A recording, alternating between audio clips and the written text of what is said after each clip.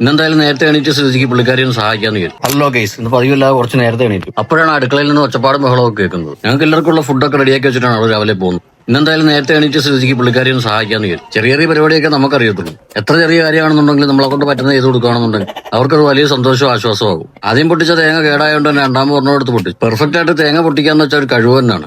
എന്ന് വെച്ച് ഞാൻ പൊട്ടിച്ചത് കറക്റ്റ് ആയിട്ടൊന്നുമില്ല.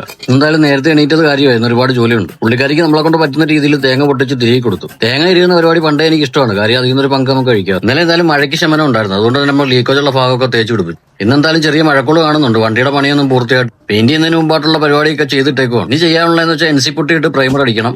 പിന്നെ പേപ്പർ പിടിച്ചത് മിനുസപ്പെടുത്തി എടുക്കണം. നമ്മൾ പ്രൊഫഷണൽ പെയിന്ററോ കാര്യങ്ങളൊന്നുമല്ല.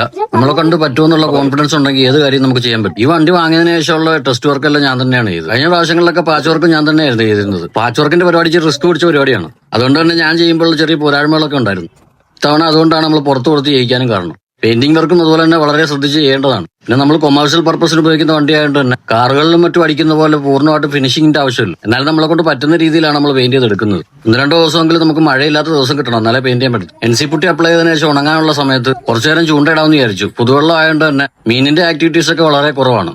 എങ്കിലും ബോറടിക്കണ്ടെന്ന് വിചാരിച്ച് ചെയ്തതാണ്. പേപ്പർ പിടിക്കുന്ന പരിപാടിയാണ് ഏറ്റവും ബുദ്ധിമുട്ടുള്ള പരിപാടി. അതിൽ സഹായിക്കാനായിട്ട് ഇസാച്ചിയും കൂടെ കൂടിയിട്ടുണ്ട്. ബാക്കി പെയിന്റിംഗ് വർക്കൊക്കെ പെരുന്നാൾ കഴിഞ്ഞിട്ട് ചെയ്യണം. വൈകുന്നേരം പിന്നെ കുരിപ്പുകളായിട്ട് പുറത്തൊക്കെ ഒന്ന് കറങ്ങാൻ പോയി.